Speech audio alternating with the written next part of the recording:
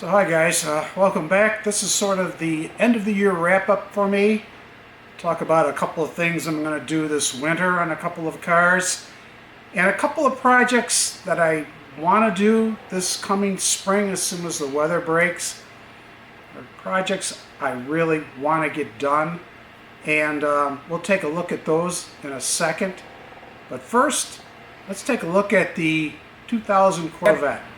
So one little hiccup I've had with the car this past summer is with the passenger door locks. So if I go to lock the car, the door will lock fine, but when I go to release it, if I press the button, it won't release to unlock it. So I'm hoping it's a relay that's gone bad in the door control module. So over the winter here, so one of my projects is to replace the little relays in that door module. So I'll desolder and then resolder a new one in, and hopefully that'll take care of that problem. Another thing I'm going to work on this winter is my '69 Buick Riviera. I have a problem with the headlights, which isn't uncommon. The left one here, well, the passenger side headlight, it droops. They work fine in the lit position. They come down perfectly, but going back up, they go back up, but then after about a couple of minutes, the one here on the left kind of droops back open. So I've either got a canister problem, which I don't know if you can see it, they're down in there. They're the vacuum canisters, and I think they're the originals, and of course they go bad. The diaphragms and stuff like that kind of rot away. So you can't buy direct replacements for the Riviera, but I know I can modify most likely canisters that would fit the like the '69 Camaro. I might have to modify the mounting a little bit, but I know there's been some success using the canisters from the RS Camaro from '69. So I think I'm going to try that.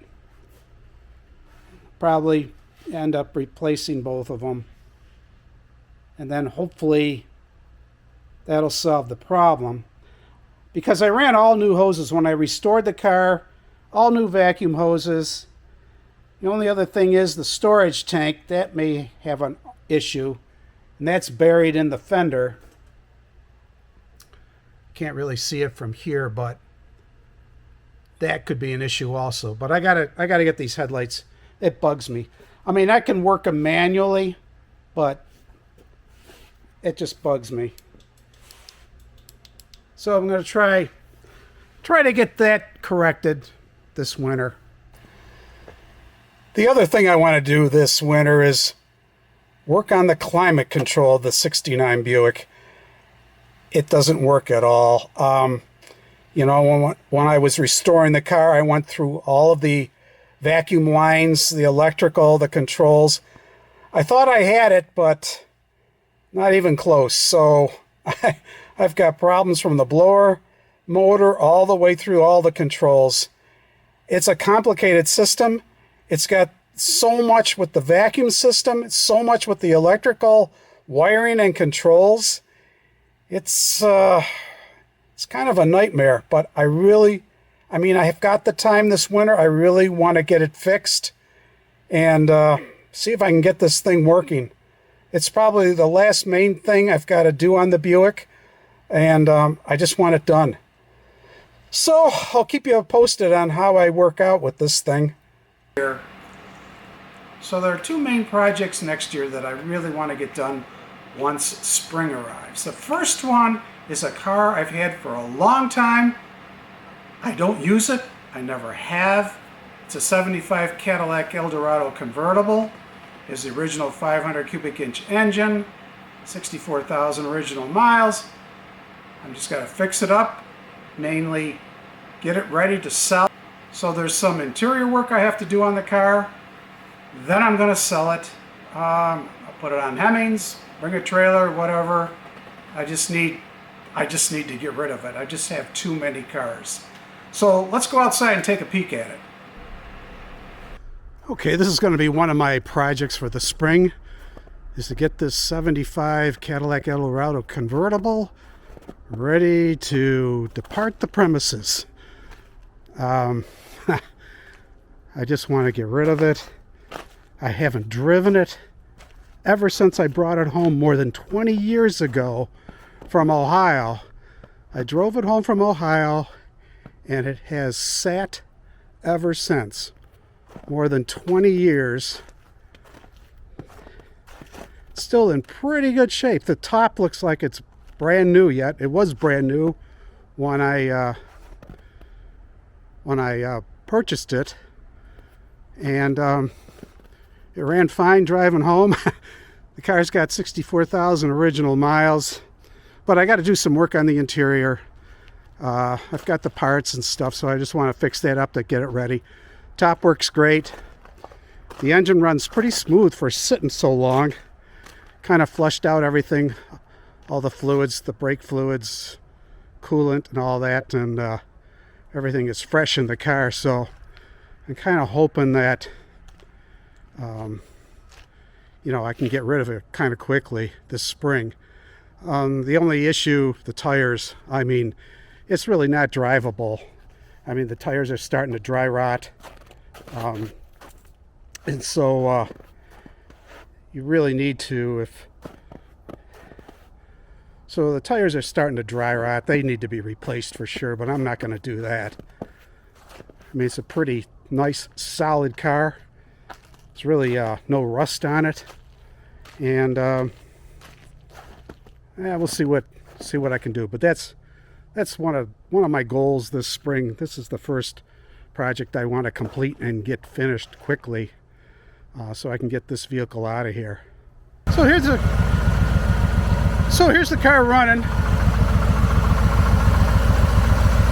Actually, it's running pretty smooth. I just started to pull it out. It's a lot of snow, so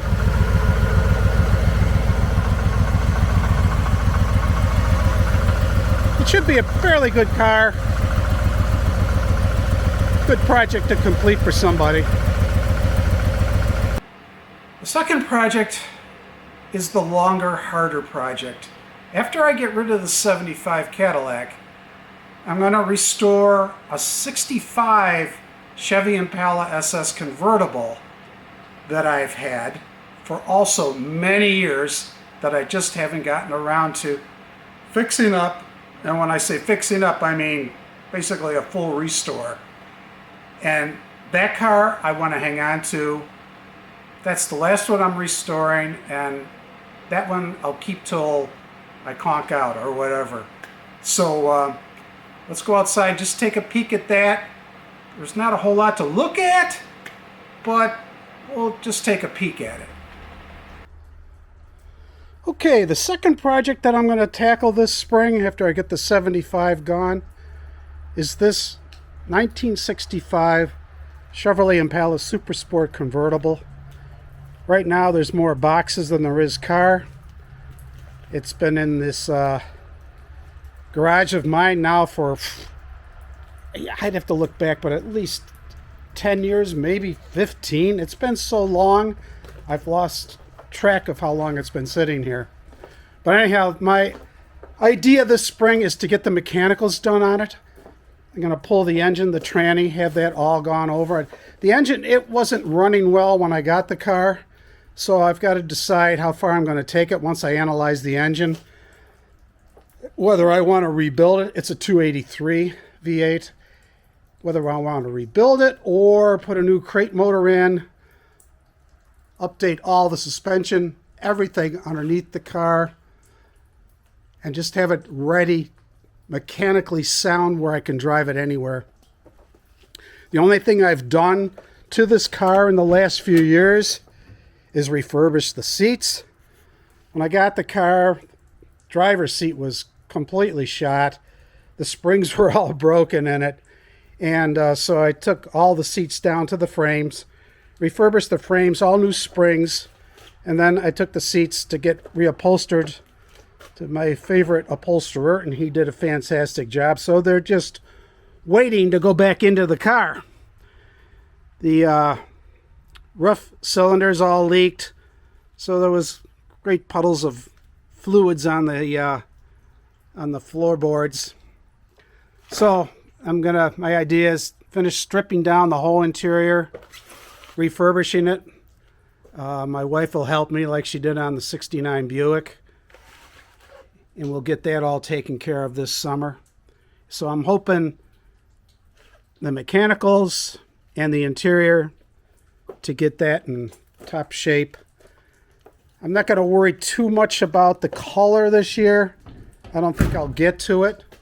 For the paint, believe it or not, it's not in as bad condition as you might think. The body's in good shape. It was a Kentucky car. So, I mean, I've got the Protecto plate on it, and it's going to be a fine automobile. Believe it or not, this was one of my favorite designs ever, the '65 Impala. I got a soft spot for this car, so I want to do a really good job on it. But I thought I'd just give you a peek at it. There's not much to go on here except, oh my God, most of you are probably saying, oh, this is terrible. And it certainly is. The one person I'm afraid of that may see this video is my brother. He'll have a conniption if he sees this car in this condition right now, because it was his father-in-law's car. And when he couldn't drive anymore, he asked my brother if I would like to buy it. And I said, yeah, I got a trailer and went down and picked it up in Louisville, Kentucky. So, but if my brother sees this, I won't hear the end of it. Anyhow, that's the sneak peek of my second project, which should get started sometime in May. And I'm really looking forward to it. So one other thing I want to mention before I wrap this all up. It's not really important, but I just wanted to mention this. For 30 years, I've had a little Yamaha keyboard, 61 key. I got it for Christmas from my wife, and I've enjoyed tinkering with it, playing around with it, and I play piano a little bit, but not much. Anyhow, when I finished renovating the garage, I brought it outside to play because it was nice. I could see my cars, I could play the piano. So I finally upgraded after 30 years, and I bought a full 88 key Roland FP60X, and I really enjoy it. I'll show you a little brief thing on it, and how I'm able to just play and then look up and see the cars. I know it's not really important. It's not going to claim much interest, but I just thought I'd interject this into this video. So anyhow, thanks for indulging me on this.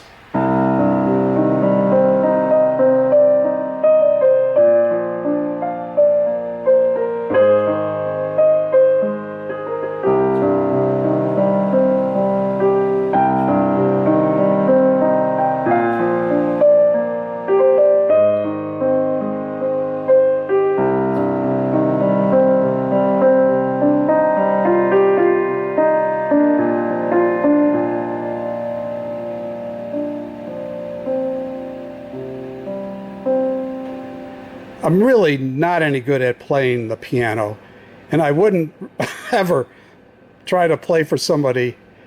It's just for my own enjoyment. So that's about all I really had to talk about today. I just thought I would mention these projects, especially getting after the '65 Chevy to restore. I figured if I get it on a video, and I'll look like an idiot if I don't do anything this spring and summer on it, and I'm sitting here at this time next year saying, well, I didn't get to it. And so I'm hoping doing this video gives me the incentive to really jump in and get that '65 started. And I'm not saying I'm not saying I'm going to complete it totally next summer. My goal is to get the mechanicals done and to get the interior done. And I'm actually thinking of painting the car myself. I've never painted a car in my life, but I really have the urge to paint that car. There's nothing like going to a car show and you see a car with a beautiful paint finish and you ask the guy who owns the car, who painted that? And the guy would say, well, I did. And it's like, it's the ultimate, you know, kind of feel-good moment when you can tell somebody you painted the car and the guy really commented that he loved the car and the paint job that was on it. So I kind of got the urge, but I've got no experience, and it's just something I want to try once. If I screw it up, I screw it up, but we'll see how that goes. Anyhow, thanks for watching, and I'll talk to you on the next one.